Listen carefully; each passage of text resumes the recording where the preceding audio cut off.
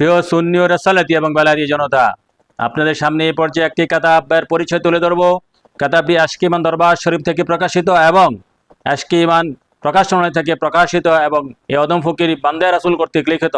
কিতাবটির নাম হচ্ছে তথাকথিত, কিতাবটি হচ্ছে এই তথাকথিত নামাজি ও কোরআন তেলাওয়াতি হতেই ওয়াবি খারিজি জঙ্গির সৃষ্টি। আল্লাহু আকবার। রাসূলুল্লাহ নাম দেখে বুঝতে পারছেন, তথাকথিত নামাজি ও কোরআন তেলাওয়াতি হতেই ওয়াহাবি খারিজি জঙ্গির সৃষ্টি।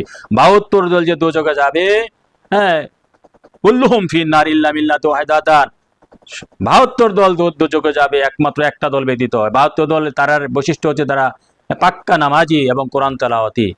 মুসলিম শরীফে একটা হাদিস আছে, আমার হুজুর পাক নবী বলেছেন, এই কিতাবে তুলে ধরা হয়েছে যে আমার নবী পাক সাল্লাল্লাহু আলাইহি ওয়াসাল্লাম বলতেছেন, হে সত্যবাদী ইমানদারগণ, তোমাদের নামাজের তুলনায় 72 দল মিথ্যা ভাবী দুযোগী খারিজিদের নামাজ পাকাপুক্ত হবে, তোমাদের কোরআন তেলাওয়াতের তুলনায় তাদের কোরআন তেলাওয়াত পাকাপুক্ত হবে।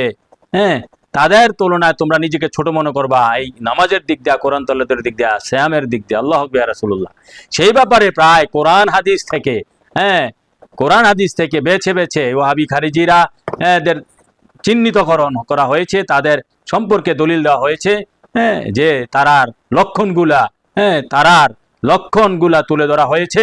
যারা সুন্নি যারা সুন্নি রাসালাতি এবং বেলায়েতি জনতা, তারা আশা করি কিতাবটা সংগ্রহ করে নিজের ইমান তাজা করবেন, ওয়াহাবি খারিজি সেবার থেকে নিজের ইমান হেফাজত করবেন, এই আশা ব্যক্ত করছি। আমা আলানি ইল্লাল বালাগ।